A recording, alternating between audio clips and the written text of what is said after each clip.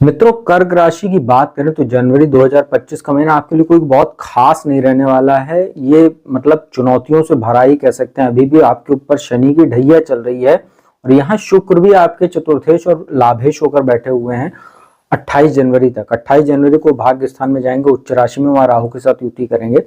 मित्रों, शनि की ढैया जो है अब खत्म की ओर है, अंत की ओर है। 29 मार्च को शनि आपके निकल के भाग्य स्थान में चले जाएंगे, लेकिन अभी शनि का प्रभाव तो बना ही हुआ है, तो ये आपके लिए समस्या कर रहा है। और आपके लग्न में मंगल बैठे हुए हैं नीच राशि में, और 21 जनवरी को जब तक वो द्वादश में नहीं चले जाते तब तक मंगल के दृष्टि, जो 8वीं दृष्टि, वो शनि पर पड़ रही है और कहीं ना कहीं षडाष्टक दोष भी बना हुआ है। तो अभी जो आपके लिए महीना है कहीं ना कहीं खर्चों में बढ़ोतरी कर रहा है। और 14 जनवरी तक तो सूर्य की स्थिति भी बहुत अच्छी नहीं है आपके लिए। धनेश होते हैं और छठे भाव में बैठ के दरिद्र योग बनाए हुए हैं। आप देखेंगे आपको अचानक आपके सामने ऐसे ऐसे खर्चे आ रहे हैं, चाहे आप किसी को उपहार दे रहे हो, चाहे आपके सामने कोई पुराना कर्जा वगैरह कोई मांगने आ गया हो, आपने किसी से उधार लिया हो, या कोई आपका बैंक लोन वगैरह था उसके आपको किस्त वगैरह चुकाने में समस्या आ रही होगी। तो ये सब चीजें जो सूर्य छठे भाव में बैठे हुए हैं आपके रोग ऋण शत्रु के भाव में ये आपको समस्या दे रहे हैं 14 जनवरी तक। 14 जनवरी को सप्तम भाव में सूर्य आ जाएंगे। यहां भी कोई बहुत अच्छी स्थिति तो नहीं होती है, लेकिन 24 जनवरी से यहां पर बुध आ जाएंगे और सूर्य बुध का बुधादित्य राजयोग बनेगा। थोड़ी सी आपको मैनेजमेंट का फायदा हो सकता है सूर्य बुध का। बिजनेस में कोई समस्या थी उसको ये हल कर सकते हैं। वैवाहिक जीवन में कोई समस्या थी उसको थोड़ा बहुत ये बैलेंस कर लेंगे। बाकी आपके लिए मंगल की स्थिति पूरे महीने समस्यादायी है। 21 जनवरी तक लग्न में ही बैठे हुए नीच राशि में आपके लिए बहुत इंपॉर्टेंट होते हैं मंगल। दशमेश और पंचमेश होते हैं केंद्र त्रिकोण के स्वामी। और यहाँ पर वो 21 जनवरी से द्वादश भाव में चले जाएंगे। लग्न में से तब भी मांगलिक दोष था, और द्वादश में चले जाएंगे, प्रबल मांगलिक दोष बनाएंगे। फिर से वैवाहिक जीवन में समस्या आएगी। और लग्न में बैठे थे तब सप्तम दृष्टि थी तो उतनी ज्यादा समस्या नहीं थी, लेकिन अब जब द्वादश में जाएंगे तो 8वीं दृष्टि, जो मारक दृष्टि होती है मंगल की, वो आपके सप्तम भाव पर पड़ेगी। 14 जनवरी के बाद से यहाँ सूर्य भी रहेंगे, तो 21 जनवरी से सूर्य और बुध पर, यहाँ पर 24 जनवरी को बुध आएंगे तो 21 जनवरी से तो सूर्य पर पड़ेगी और 24 जनवरी से सूर्य बुध पर दृष्टि पड़ने लगेगी, जो आपके वैवाहिक जीवन में तनाव पैदा कर सकते हैं और बिजनेस में भी फ्लक्चुएशन देगी आपको। बृहस्पति की बात करें, बृहस्पति भी अभी वक्री चल रहे हैं, कोई बहुत ज्यादा लाभ आपको नहीं दे पा रहे हैं। लाभ भाव में बैठकर वक्री हैं वो, तो आपको ये ध्यान रखना है कि अभी भी आपको 4 फरवरी तक थोड़ा सा बृहस्पति के अच्छे फलों को पाने की प्रतीक्षा करनी होगी, लेकिन फिर भी ठीक है ओवरऑल। और यहाँ पर राहु भाग्य स्थान में बैठे हुए हैं, कोई बहुत अच्छा फल आपको यहाँ नहीं दे रहे हैं। धर्म कर्म में आपका मन नहीं लग रहा, पूजा पाठ में आपका मन नहीं लग रहा है, कहीं ना कहीं ईश्वर के प्रति आपका रुझान थोड़ा सा कम हो गया इस समय। और लग्न पर जो दृष्टि पड़ रही है अपनी शत्रु राशि कर्क पर ही आपके ऊपर पड़ रही है, और मंगल पर 21 जनवरी तक दृष्टि है, तो ये आपको कहीं ना कहीं डिसीजन लेने में समस्या पैदा कर रही है, भ्रमित करने का काम कर रही है, या बहुत जल्दबाजी में आप कोई डिसीजन ले रहे हैं जिससे आपको बाद में नुकसान भी हो रहा है, पश्चाताप भी हो रहा है, आपकी मानहानि भी हो रही है। तो ये सब चीजें राहु दिक्कत दे रहा है। और पंचम भाव पर जो राहु की दृष्टि संतान को लेकर कुछ चिंता पैदा कर रही, संतान उत्पत्ति में बाधा पैदा कर रही, साथ ही संतान के कैरियर में भी कहीं ना कहीं है, उसके शिक्षा वगैरह में भी ये समस्या पैदा करने का काम कर रही है, उसके साथ आपके मतभेद को पैदा कर रही। तो राहु का काम होता है भ्रमित करना और भ्रामक स्थितियों को पैदा करना, और यही काम होता है राहु का। और तीसरे भाव में केतु जरूर बैठ के थोड़ा आपके लिए फायदेमंद है, पराक्रम पुरुषार्थ में आपको वृद्धि कर रहे हैं, लेकिन ये भी वैवाहिक जीवन में दिक्कत दे रहे हैं सप्तम पर दृष्टि डालकर। लेकिन लाभ भाव पर जो दृष्टि है बृहस्पति के ऊपर दृष्टि पड़ रही है, थोड़ा बहुत आपको ये धर्म कर्म से जोड़े हुए हैं, क्योंकि जो केतु होते हैं वो धर्म के कारक ग्रह होते हैं, उनको मोक्ष का कारक ग्रह माना जाता है।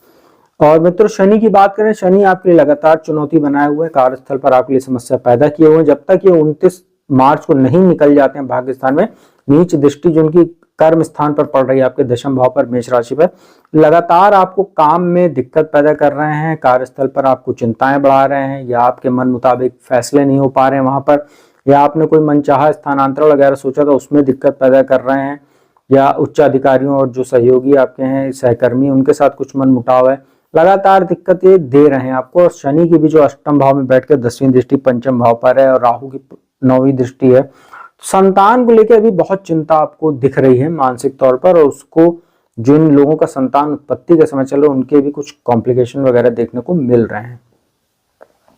बाकी स्थितियां आपके लिए कोई बहुत अच्छी नहीं है। शुक्र अष्टम भाव में 28 जनवरी तक है शनि के साथ, तो स्वास्थ्य संबंधी समस्या, गुप्तांगों में समस्या, कमर से लेकर पैर तक के हिस्सों में कुछ चोट चपेट की समस्या आपको देखने को मिल सकती है।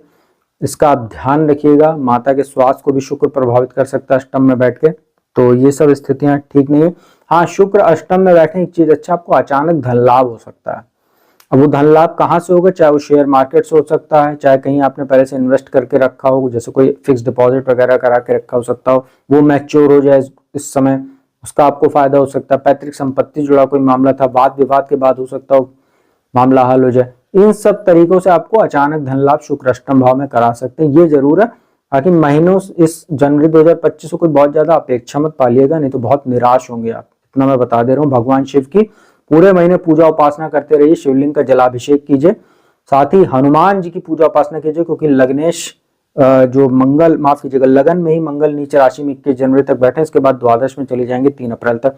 हनुमान चालीसा, बजरंग बाण, हनुमान अष्टक का पाठ लगातार करते रहिए 7 जून 2025 तक, जब तक मंगल आपके दूसरे भाव में सिंह राशि में नहीं चले जाते तब तक। मतलब सिंह राशि की बात करते हैं, सिंह राशि वालों के लिए अगर देखा जाए तो महीना अच्छा है। शनि आपके सप्तम भाव में बैठे हुए हैं शश महापुरुष राजयोग बनाकर, और जो शुक्र होते हैं वो भी 28 जनवरी तक यहाँ बैठे हुए हैं। इसके बाद अष्टम में जाएंगे, 28 जनवरी को शुक्र उच्च राशि में जाएंगे, वहां आपको धन लाभ करा सकते हैं। आपके कला वगैरह के क्षेत्र से जो लोग जुड़े हैं उनको फायदा दे सकते हैं, लेकिन थोड़ा बहुत आपको स्वास्थ्य समस्या या परिवार में कुछ अलगाव जैसी स्थिति या कुछ समस्या, आपको आपके भोग में वृद्धि हो सकती है, तो इस वजह को लेकर आपके चरित्र में कुछ दोष उत्पन्न हो सकते हैं, जिससे परिवार में आपका मान सम्मान कुछ कम हो सकता है। तो शनि यहाँ सप्तम भाव में बैठे, शुक्र की युति है, बिजनेस में आपको अच्छा लाभ दे रही है, लेकिन आपको ये ध्यान रखना वैवाहिक जीवन में आपके समस्या आएगी 14 जनवरी के बाद से। जो आपके सूर्य हैं, जो राशि के स्वामी हैं, वो यहाँ आपके छठे भाव में चले जाएंगे मकर राशि में, तो लग्नेश का छठे भाव में जाने आपके स्वास्थ्य को प्रभावित कर सकता है, इसका आप ध्यान रखिएगा। और वैवाहिक जीवन भी आपका कहीं ना कहीं डिस्टर्ब रहेगा सूर्य शुक्र की, शनि और शुक्र की वजह से, इसका आप ध्यान रखिएगा। सूर्य का छठे भाव में जाना लग्नेश होकर स्वास्थ्य को तो प्रभावित करेगा, आपको कहीं ना कहीं मान सम्मान के लिए भी अच्छी नहीं कह सकते हैं, और द्वादश पर जो दृष्टि पड़ेगी वो भी अच्छी नहीं है। और आपको ये भी ध्यान रखना है, ये महीना आपके लिए थोड़ा सा धन संबंधित चिंताओं को भी बढ़ाने वाला है। 24 जनवरी से लेके खास तौर पे और 7 फरवरी 2025 तक, जब तक बुध जो आपके धनेश और लाभेश होते हैं वो छठे भाव में गोचर करेंगे। अब धनेश का छठे भाव में जाना और लग्नेश का छठे भाव में बैठना, ये स्वास्थ्य को लेकर भी और धन को लेकर भी, दोनों के लिए आपकी चिंताओं को बढ़ाने वाला है। इसको मैं पहले से अवेयर कर देना, तो अपना बजट वगैरह अच्छे से आप बना लीजिए, वरना आपको ये बेवजह के अननेसेसरी खर्चे वगैरह करा सकते हैं, चाहे लीगल मामलों में, चाहे आपके हेल्थ पर, चाहे किसी और दूसरे कारण से अननेसेसरी शॉपिंग वगैरह भी आप कर सकते हैं, इसका ध्यान रखिएगा।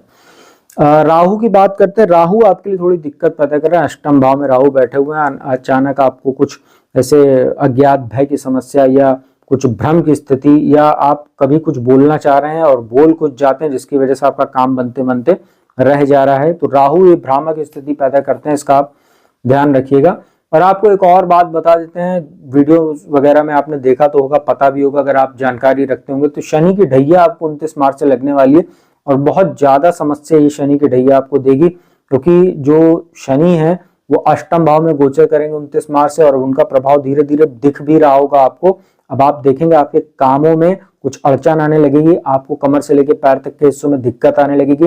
शनि अष्टम में जब चलते हैं, राशि से चौथे, 8वें और 12वें भाव में जब गोचर करते हैं, तो इसको लोहे के पाया बोलते हैं। लोहे के पाए में शनि बहुत ही कष्टदायक हो जाते हैं, और यहाँ पर अभी कर्क राशि वालों से अगर आप किसी से बात करें तो उनने 2.5 वर्ष बहुत समस्या देखी है, वही स्थिति आपकी आने वाली है अष्टम भाव में, और शनि यहाँ आपको बहुत दिक्कत देंगे। तो अभी से बता दे रहा हूँ, 29 मार्च 2025 से 3 जून 2027 के बीच में आपको बहुत ज्यादा चुनौतियां शनि बढ़ाने वाले हैं, और अभी भी आपको अब धीरे धीरे स्थितियां उसी की ओर जा रही हैं। तो वैवाहिक जीवन में शनि समस्या दे सकते हैं, आपको हेल्थ इशू दे सकते हैं, अचानक आपके खर्चे हो सकते हैं, कमर से लेकर पैर तक के हिस्से में चोट चपेट लग सकती है, परिवार में कुछ ये अलगाव करा सकते हैं, और संतान को लेकर चिंताओं को ये जन्म दे सकते हैं, इसका आप ध्यान रखिएगा। और कार्यस्थल पर भी कुछ ना कुछ दिक्कतें देंगे तीसरी दृष्टि डालकर दशम भाव पर। मित्र दृष्टि जरूर रहेगी, लेकिन दृष्टि में शनि के दोष होता है, तो इसको मैं बता देता हूँ। बाकी जो बृहस्पति है वो दशम भाव में आपके बैठे हुए हैं, वक्री जरूर है, लेकिन पूरे महीने आपको कहीं ना कहीं बचाव का काम कर रहे हैं। अच्छा है, दशम भाव में बृहस्पति बैठे हुए हैं, केंद्र स्थान में बैठे हुए हैं। जो लोग शिक्षा के क्षेत्र से जुड़े हुए हैं, धर्म कर्म का काम करते हैं, सामाजिक कार्यकर्ता वगैरह, लॉ के फील्ड से जुड़े हुए हैं, राजनीति का काम करते हैं, ज्योतिष का काम करते हैं, वाणी संबंधित काम करते हैं, प्रवचन आदि का काम करते हैं, उनके लिए दशम भाव में बृहस्पति का बैठना बहुत फायदेमंद है और आपको धन लाभ भी कराएगा इन क्षेत्रों से। शिक्षण संतान वगैरह आप चलाते हैं तो, क्योंकि धन भाव पर दृष्टि है बृहस्पति। तो महीना आपके लिए कुछ बहुत अच्छा नहीं है, धन के लिहाज से ये चिंताजनक है और हेल्थ के लिहाज से, क्योंकि 14 जनवरी से ज्यादा आपको दिक्कत होगी। अब लग्नेश सूर्य जो है पंचम भाव से निकलकर आपके छठे भाव में आएंगे और संतान के स्वास्थ्य को लेकर भी चिंता आपको बढ़ेगी वहां से। तो उपाय की बात करें, आप सूर्य को जल देते रहिए, बढ़िया रहेगा। और शनि का भी उपाय करना शुरू ही कर दीजिए, क्योंकि ढैया बस कुछ ही महीने बचे हुए हैं, 29 मार्च से लगने वाली है, प्रभाव उसका धीरे धीरे बढ़ रहा है। तो हर शनिवार को पीपल के वृक्ष में जाकर संध्या काल में सरसों के तेल का दीपक जलाए तो आपके लिए बेहतर रहेगा। मित्रों, कन्या राशि की बात करते हैं। कन्या राशि वालों के लिए जो ये महीना है मिला जुला है, बहुत अच्छा भी नहीं ना बहुत खराब है।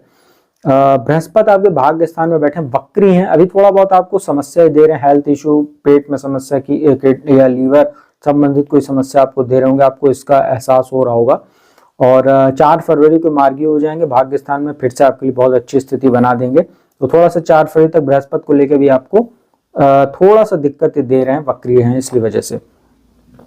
तो शनि की बात करें, छठे भाव में बैठे हुए हैं और आपके लिए एक दिक्कत हो रही है जो 28 दिसंबर 2024 को जो शुक्र हैं बहुत इंपॉर्टेंट होता है आपके लिए, धनेश और भाग्येश होते हैं, वो छठे भाव में आ गए हैं और छठे भाव में शुक्र कमजोर होते हैं, शनि के साथ बैठे हुए हैं।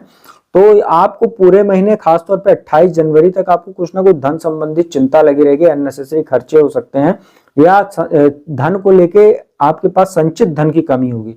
तो इसका आपको अपना देखना पड़ेगा कैसे बजट आप बनाते हैं, क्योंकि 28 जनवरी के बाद से तो स्थितियां बेहतर हो जाएंगी, क्योंकि जो शुक्र हैं वो धनेश और भाग्येश होकर सप्तम भाव में जाकर मालव्य नाम का महापुरुष राजयोग बनाएंगे और 31 मई 2025 तक ये बना रहेगा। हालांकि यहाँ राहु बैठे हैं, शुक्र वहां जब जाएंगे 28 जनवरी को तो आपको कहीं ना कहीं रिलेशनशिप में साथ ही वैवाहिक जीवन में जबरदस्त तनाव और समस्याएं देने वाले हैं, तो पहले से अवेयर कर देना। आपके लग्नेश जो बुध होते हैं वो पंचम भाव में बैठे हुए हैं 24 जनवरी तक, 4 जनवरी को आएंगे और 24 जनवरी तक पंचम भाव में अच्छा है। केंद्र त्रिकोण का राजयोग है, लग्नेश दशम होकर पंचम भाव में। इसके बाद वो छठे भाव में आएंगे। जो आपके बुध हैं वो माफ कीजिएगा वो 4th हाउस में है, धनु राशि में आएंगे और यहाँ 24 जनवरी तक है वो, माफ कीजिएगा। फिर 14 जनवरी को तो सूर्य चले जाएंगे पंचम भाव में। इसके बाद जो बुध हैं वो आ जाएंगे आपके मकर राशि में 24 जनवरी से। तो सूर्य बुध की युति जो है ये यहाँ पर रहेगी, तो ये अच्छा है आपके लिए, क्योंकि लाभ भाव पर इनकी दृष्टि रहेगी। शेयर मार्केट से आपको फायदा हो सकता है, जो लोग मैनेजमेंट, बैंकिंग, फाइनेंस सेक्टर जुड़े हुए, इंश्योरेंस सेक्टर जुड़े हुए हैं, उनके लिए फायदेमंद हो सकता है। हालांकि सूर्य द्वादशेश होकर यहाँ बैठे हुए हैं, तो संतान को लेकर कुछ चिंता आपको जरूर देखने को मिल सकती है, इसका आप ध्यान रखिएगा। और वैसे भी संतान के स्वामी होकर शनि आपके रोग भाव में गोचर कर रहे हैं, तो लगातार आपको चिंता बनी हुई है। राहु की बात करें, यहाँ पर वो सप्तम भाव में है, ये बिजनेस में आपको कुछ फायदा जरूर दे रहे हैं, लेकिन आपको भ्रमित भी करते हैं लग्न पर दृष्टि डालकर, ये आपके लिए अच्छी स्थिति नहीं है। और इसमें शुक्र आएंगे जब 28 जनवरी को, तो थोड़ा आपको स्थितियां कुछ बैलेंस होती दिखेंगी। मित्रों, इसके बाद मंगल की बात कर लेते हैं। मंगल आपके लिए बहुत योग कारक होने वाले हैं और 21 जनवरी को आपके दशम भाव में आकर अकेले बैठेंगे मिथुन राशि में और 3 अप्रैल तक यहाँ पर कुल दीपक नाम का राजयोग बनाएंगे। मंगल आपके लिए कोई कारक तो नहीं होता है, लेकिन यहाँ पर आपको अच्छा फायदा दे सकते हैं। जो लोग प्रशासनिक सेवा से जुड़े हुए हैं या प्रशासनिक सेवा की तैयारी कर रहे हैं जो छात्र, उनको फायदा होगा। जो लोग स्पोर्ट्समैन वगैरह उनको फायदा हो सकता है। जो लोग कोई राजनीतिक क्षेत्र से जुड़े हुए उनको फायदा हो सकता है, या कोई खेल कूद का सामान का अगर आप बिजनेस करते हैं उनको भी ये फायदे दे सकता है। जमीन जायदाद के सौदा करने के लिए भी बढ़िया समय रहेगा और रियल एस्टेट आदि सेक्टर से जुड़े हुए लोगों के लिए भी बहुत उत्तम ये समय मंगल आपको बना के देगा। तो ये स्थितियां आपके लिए काफी बेहतर हैं, लेकिन शुक्र की जो स्थिति है वो 28 जनवरी तक अच्छी नहीं है, तो धन को लेकर आपको चिंता पूरे महीने बनी रहेगी। उपाय की बात कर लेते हैं। शुक्र का उपाय कीजिए, माता लक्ष्मी की पूजा उपासना कीजिए हर शुक्रवार को, उनको खीर का प्रसाद अर्पित कीजिए और गुलाब का पुष्प अर्पित कीजिए। गुलाब का इत्र जो है कॉटन के टुकड़े में, रुई के टुकड़े में लगाकर उनके चरणों में मूर्ति या चित्र के समक्ष अर्पित कीजिए तो अच्छा रहेगा। तो यह है आप सभी लोगों के लिए जो शुरुआत की 6 राशियां थी उसका राशिफल, उसकी मैं जानकारी दी। बाकी की बची 6 राशियां जो उसकी जानकारी अगली वीडियो में दूंगा पार्ट 2 में। और जिसको कुंडली विश्लेषण कराना है तो नंबर डिस्क्रिप्शन पर उपलब्ध है, उस पर संपर्क करके अपॉइंटमेंट लेके कुंडली विश्लेषण का लाभ ले सकते हो। तो मैं अपने वाणी को विराम देता हूँ। ओम नमः शिवाय।